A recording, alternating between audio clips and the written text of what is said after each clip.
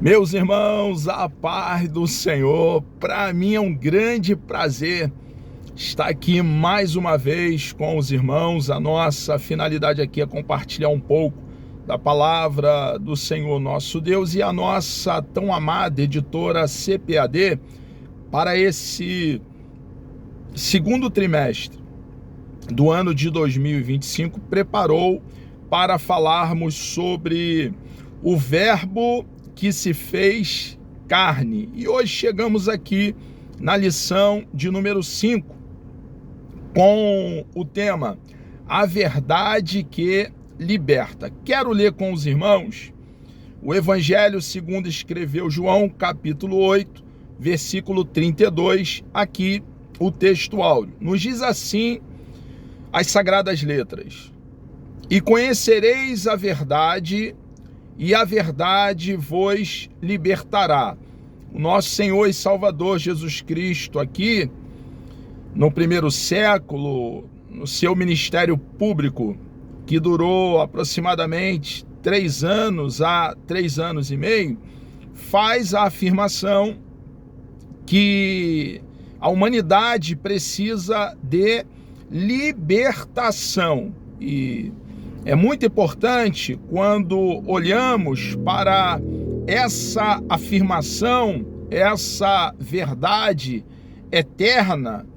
A palavra do nosso Deus é martelo que esmiuça a penha. Lembrarmos que Deus, ele é bom. Ele é um Deus que faz tudo com muita perfeição. E no princípio, ele colocou os nossos pais em um lugar paradisíaco, em um lugar de delícia. O cenário era idílico e ali o nosso papai Adão e a nossa mamãe Eva desfrutava de intimidade com Deus. Comunhão, relacionamento, estavam em sintonia com Deus e eles eram livres. Livres para falar com Deus, para ouvir a Deus, para honrá-lo, para glorificar o Deus autoexistente, o Deus eterno, o Deus autossuficiente. Havia ali liberdade, e a liberdade é até mais importante que a própria vida. Nós, seres humanos, prezamos pela liberdade e, no princípio, os nossos pais, eles tinham toda a liberdade para desfrutar do próprio Deus, o Deus de toda graça, o Deus amoroso, liberdade para coabitar ali no relacionamento de um homem e uma mulher. O próprio Deus instituiu ali o casamento quando ele observa, percebendo que não era bom que o homem estivesse só, ele então põe um sono pesado sobre o nosso papai Adão, abre o seu lado e de uma das suas costelas, depois que cerrou o local, ele forma uma mulher e ele mesmo traz ao homem. Ele então diz para o casal: frutificai, produzi, enchei a terra. Havia liberdade, irmãos. O coabitar, o sexo fora do casamento, seja fornicação, adultério ou bestialidade, está embaixo da ira do Deus Santo. Mães, dentro do casamento, o sexo é perfeito, é a vontade de Deus para o casal.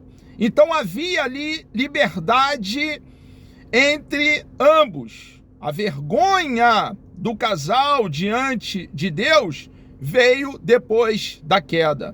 A queda dos nossos pais colocou os nossos pais em um cenário funesto, em um cenário tenebroso de escravidão. Agora, depois de deliberadamente os nossos pais terem virado as costas para Deus e desobedecendo o nosso Deus, eles estavam cativos. Mas Deus é um Deus de amor e antes de punir o pecado dos nossos pais, porque o salário do pecado é a morte, ele então revela um plano que ele mesmo havia elaborado antes da fundação do mundo.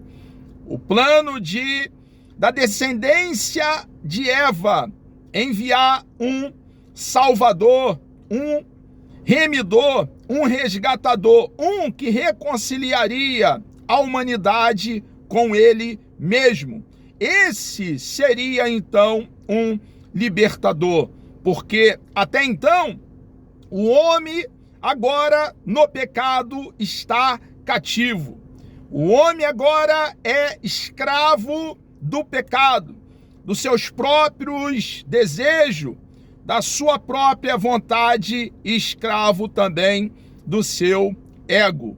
Mas, na plenitude dos tempos, para cumprimento da palavra que o próprio Deus havia ali afirmado, que enviaria a santa semente, o seu eterno Filho, e através dele traria reconciliação com aqueles que creem em Cristo de todo o coração, traria liberdade novamente. Quando Jesus então, ele faz essa afirmação, e conhecereis a verdade, e a verdade vos libertará, ele está dizendo aqui, irmãos, que só tendo relacionamento, comunhão, desfrutando de sintonia com a verdade, teremos verdadeira liberdade. E a verdade não é algo subjetivo. A verdade tem nome. Jesus disse: eu sou o caminho, a verdade e a vida. Jesus é a verdade que liberta.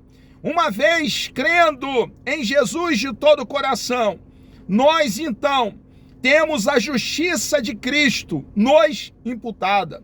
Quando cremos em Cristo de todo o coração, somos regenerados.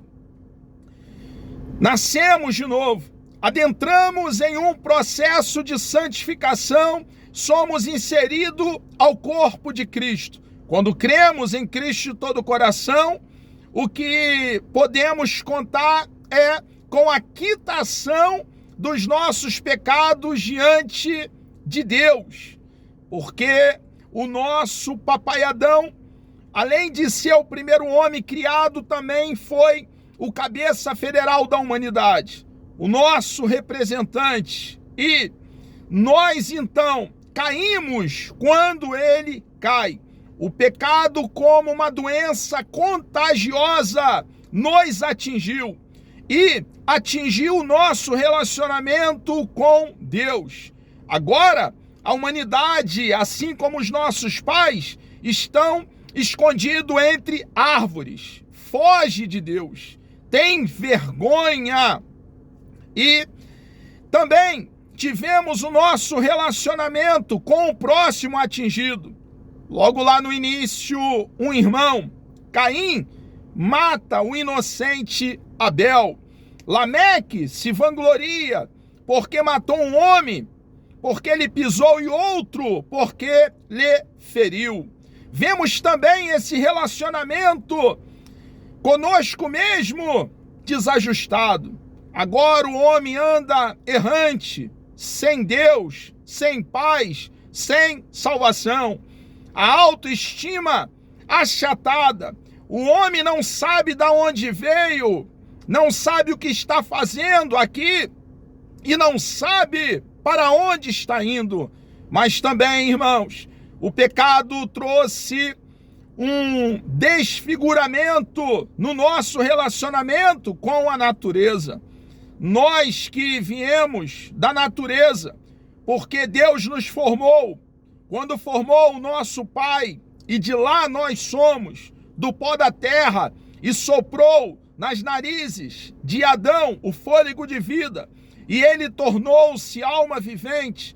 Nós então, entendendo que viemos da natureza, devemos cuidar da natureza, não atear fogo, não desmatar, não colocar lixo em qualquer lugar. Mas, irmãos, também o nosso relacionamento com a natureza foi afetado.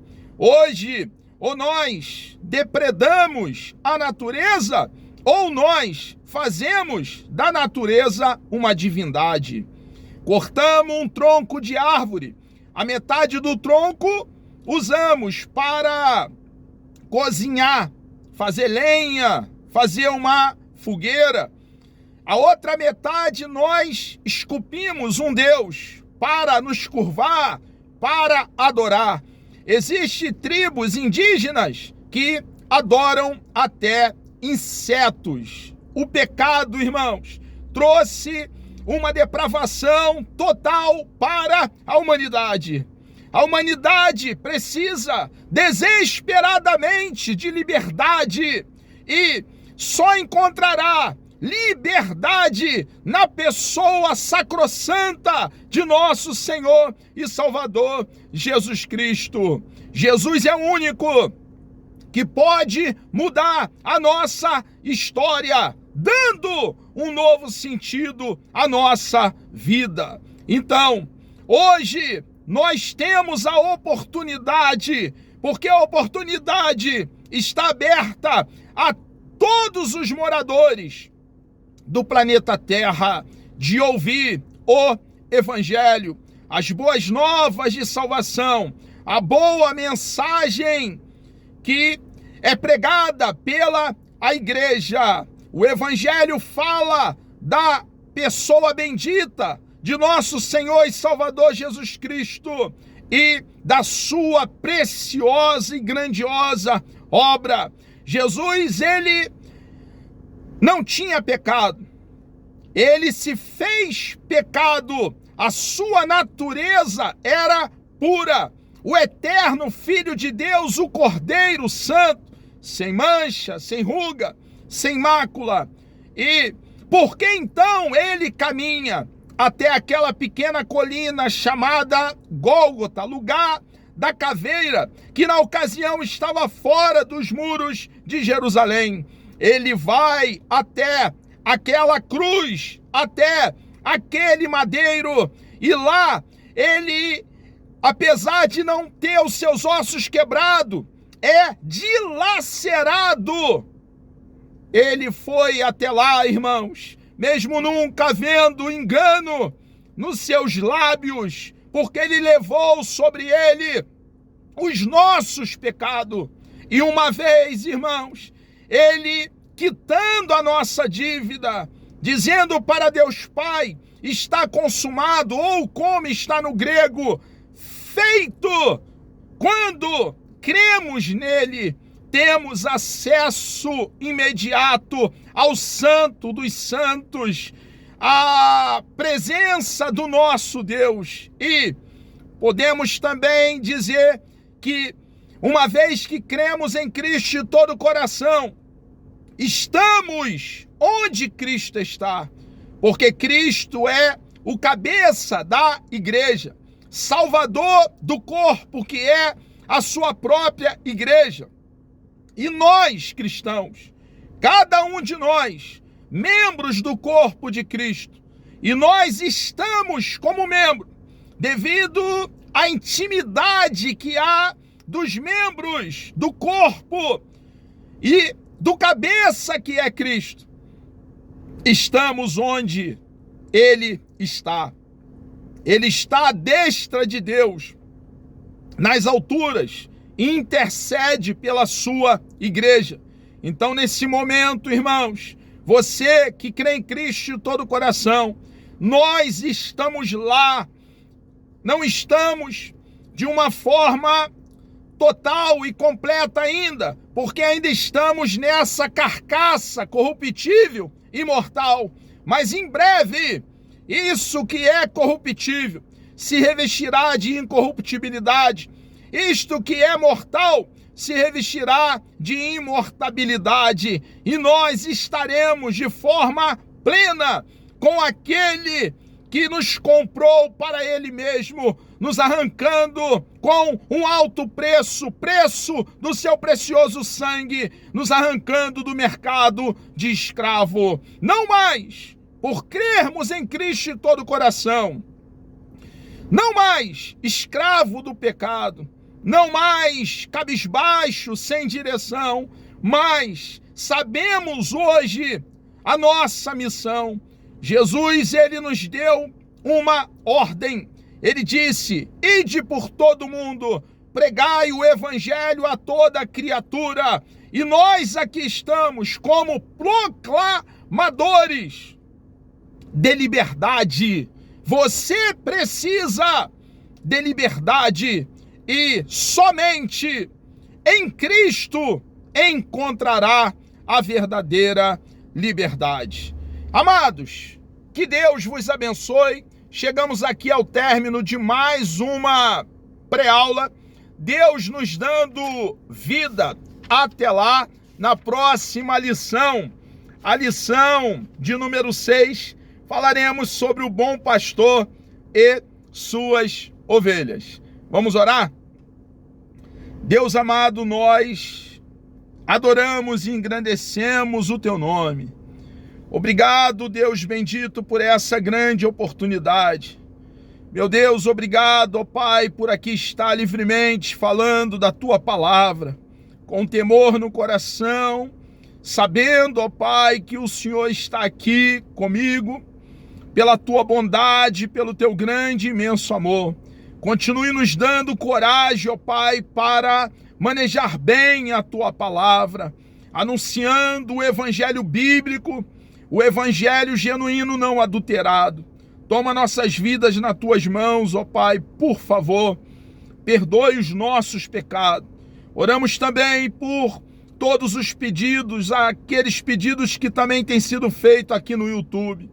Ó Deus, estabeleça a tua vontade na vida daqueles que creem no teu nome e têm, ó Pai, feito pedido de oração. Ó Deus, nós cremos no teu poder. O Senhor não mudou, ó Pai, e por isso nós falamos da tua verdade, ó Pai amado. Tu és grande, muito obrigado pela tua grande obra, Senhor, realizada ali naquela pequena colina chamada Gólgota. Te adoramos, ó Deus, nos dê um dia produtivo na tua presença, por favor, Deus Santo. É a nossa oração em nome de Jesus.